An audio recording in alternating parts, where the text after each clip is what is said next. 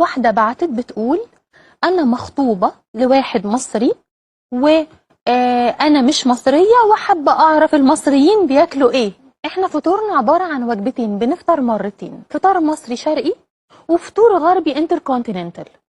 الفطور المصري تدخلي عليه بعيش بلدي سخن طبعا، بتقومي انتي تخبزيه بنفسك بدري من الصبحية أول ما اديكي شقشق والعصفور يزقزق، عشان ابننا بيحب ياكل العيش سخن فريش. وبتحطي له جنبه طبق فول بزيت الزيتون البكر الرشيد المعصور على البارد من غابات السافانا، وتحطي جنبه الطعمية بالسمسم المعمولة من الحمص مش من الفول، عشان تكون ناعمة على قلبه وعلى زوره وهو بياكلها ويسحبها ويشفطها بأمان، تنزل على معدته كده مطرح ما يسري يمري على ابننا. وتحطي له بيض مخفوق وبيض مسلوق وجبنة بيضة مثلا عليها قطع طماطم مربعات، كل مربع ينطح مربع